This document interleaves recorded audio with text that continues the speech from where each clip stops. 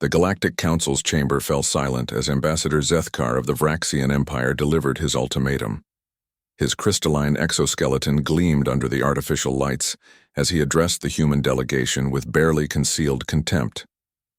"Your species wishes to join our alliance," Zethkar's voice resonated through his translator unit. "Very well. But first you must prove your worth through trial by combat. Send us your weakest warrior.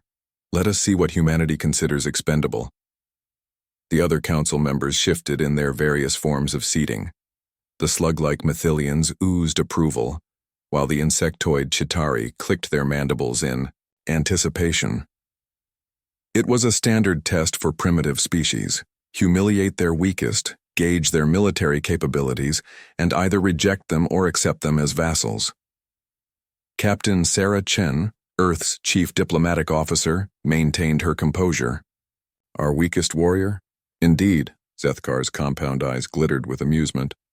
"We assume even your feeblest fighters must have some basic competence given your species' violent history." Sarah exchanged glances with her aide, Lieutenant Marcus Webb. A slight smile crossed her lips, one that would have made any human who knew her extremely nervous. "Very well. We accept your challenge. Our representative will arrive within the solar cycle." 3 days later, the gladiatorial arena on Vraxos Prime buzzed with excitement. Thousands of aliens from across the galaxy had gathered to witness the spectacle. The betting pools heavily favored Gorvak the Destroyer, the Vraxian champion whose bio-armor had crushed 17 different species warriors.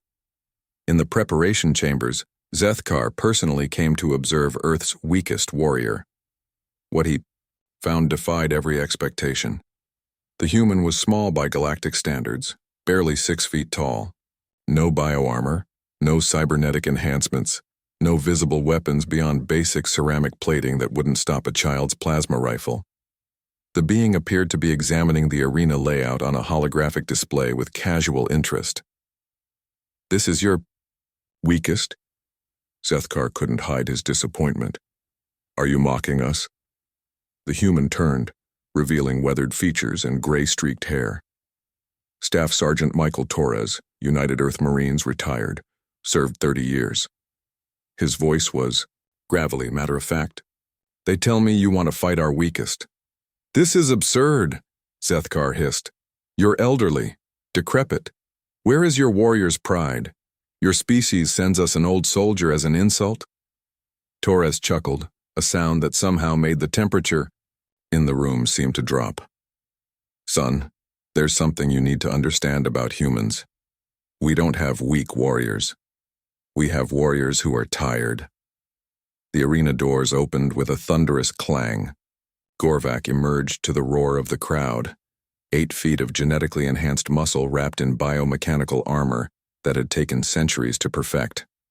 Acid dripped from his claws as targeting systems locked onto the small human figure across the arena. Torres walked out calmly, stretching his shoulders like he was preparing for morning exercises. He carried no weapon except a standard combat knife. The referee, a floating sphere of energy, announced the rules. Fight until death or surrender. No outside interference. Winner takes all.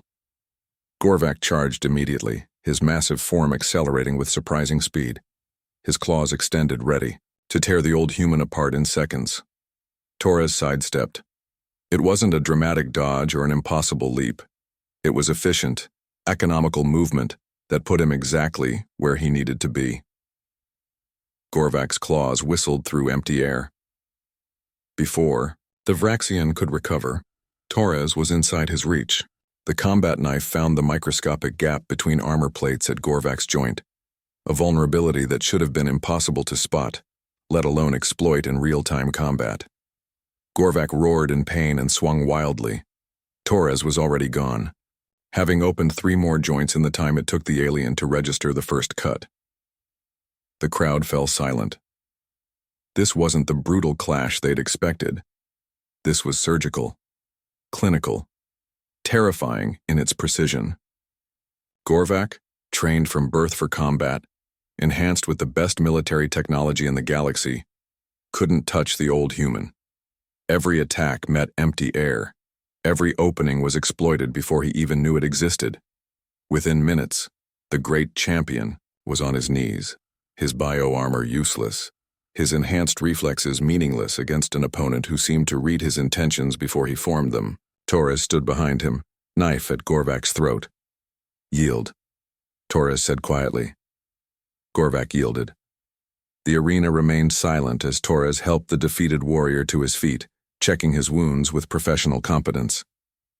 Later, in the council chambers, Zethkar stared at the human delegation with a mixture of fear and grudging respect. "Your weakest warrior," he began slowly, "defeated our champion with contemptuous ease." Sarah smiled that same dangerous smile. "That's where you misunderstood us, Ambassador. We don't measure strength by physical power or technological enhancement. Sergeant Torres wasn't our weakest, he was our most experienced. 30 years of combat, on 12 different worlds, against enemies that would give your nightmares." She leaned forward. "You see, humanity doesn't send weak warriors because we don't make weak warriors.